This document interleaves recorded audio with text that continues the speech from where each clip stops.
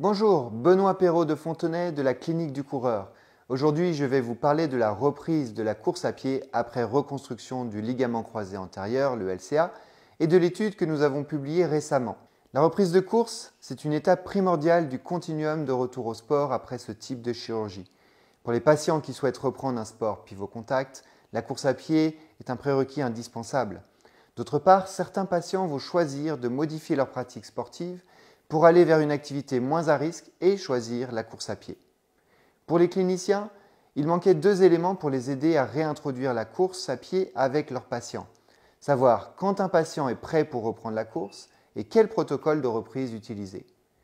Pour les critères de reprise, il y a de nombreux protocoles de rééducation qui ont été publiés, avec la grande majorité se basant sur le délai post-opératoire et quelques-uns prenant en compte des critères objectifs, mais malheureusement, aucune validation scientifique de ces critères de reprise a été effectuée.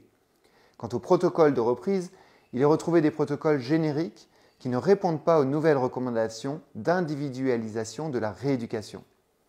Nous avons donc souhaité dans cette étude déterminer quels étaient les facteurs prédictifs de réussite de la réintroduction de la course à pied après reconstruction du LCA.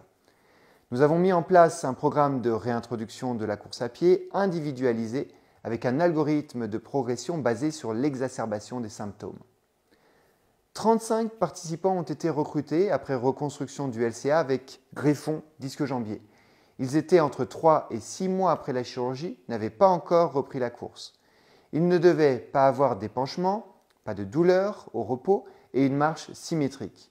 Nous avons évalué la fonction des participants de manière subjective avec l'IKDC, l'état psychologique avec l'ACL-RSI, la force musculaire du quadriceps et des ischio-jambiers, l'endurance fonctionnelle avec un test de step-down sur 1 minute et l'équilibre avec le SEBT modifié. Les participants ont ensuite pris part au programme de réintroduction de la course, à savoir 10 séances de course sur 14 jours. Les séances étaient basées sur une alternance marche-course avec une augmentation progressive du nombre de répétitions. La douleur pendant la course, après la course et le lendemain étaient suivis, ainsi que l'épanchement du genou. Si les participants avaient des symptômes minimes, ils continuaient le programme. S'ils ressentaient des douleurs pendant la course, supérieures à 2 sur 10, ou après la course, ils refaisaient la même séance. Et s'ils avaient en plus un épanchement le lendemain, alors ils prenaient un jour de repos et reprenaient le programme une séance en arrière. Le critère de réussite que nous avons retenu était la capacité à effectuer le programme de réintroduction de la course sans avoir d'exacerbation des symptômes.